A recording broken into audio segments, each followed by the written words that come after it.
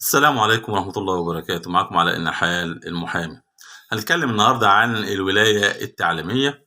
ولما نيجي نعرف إن الولاية التعليمية بكل بساطة هي حق، بمقتضى الحق دهوت بتقدر تمثل ابنك في شؤونه التعليمية وتدير شؤونه التعليمية، سواء ممكن تسحب ملف أو تقدم ملف وتقدمه للمدرسة، أو تنقل ابنك من مدرسة لمدرسة بموجب الحصول على قرار الولاية التعليمية. هو بطبيعة الحال الولاية التعليمية بتكون للأب، ده في حالة وجود علاقة زوجية مستقرة بين الأب وبين الأم، لأن الأب في الحالة دي بيكون هو الوالي الطبيعي للتصرف في شؤون أولاده. النهاردة احنا بنتكلم في حالة لا قدر الله في انفصال ما بين الأب والأم، أو في وجود خلافات زوجية. بيحق النهاردة للزوجة أو المطلقة الحصول على هذه الولاية التعليمية، وده بقرار وأمر بيطلع من قاضي الأمور الوقتية بمحكمة الأسرة. وطبعا ده القانون حث عليه، وهو القانون رقم 126 لسنة 2008 من قانون الطفل. عشان النهاردة تقدري تتقدمي لمحكمة الأسرة وتحصلي على الولاية التعليمية، لازم أن تتوفر معاكي مجموعة مستندات. المستندات ديت بتقدميها مع الطلب اللي انت بتقدميه للمحكمة. من المستندات دي طبعا بتبقى قسيمة الزواج أو قسيمة الطلاق لا قدر الله، وصور من شهادات ميلاد الأطفال أو الطفل اللي انت عايزة تحصل على الولاية التعليمية بالنسبة له.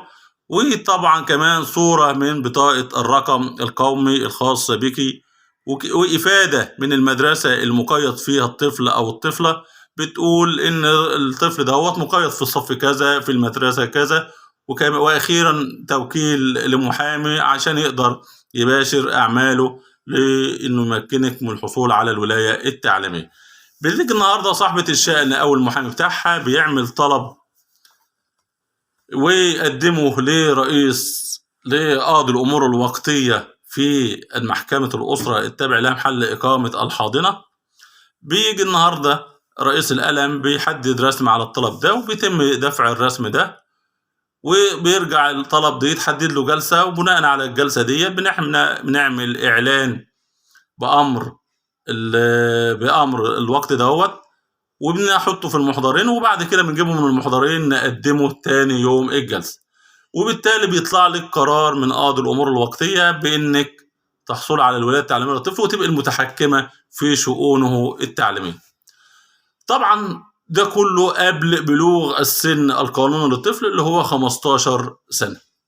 طب هل يجوز للأب إن هو يتظلم من قرار الولاية التعليمية ده؟ هو من حقه إنه يتظلم، ولكن إحنا بنقول في كل الأحوال بيتم رفض هذا التظلم. وزي ما قلنا قبل كده إن من حق الأب الولاية التعليمية بتكون سواء للأم، سواء قبل الطلاق أو بعد الطلاق. أهم حاجة يكون قبل بلوغ الصغير أو الصغيرة السن القانونية. انتهت معلومتنا القانونية النهاردة، ويا رب أكون قد أفدتكم بمعلومة بسيطة وميسرة، وانتظرونا إن شاء الله في الفيديوهات القادمة. والسلام عليكم ورحمة الله وبركاته.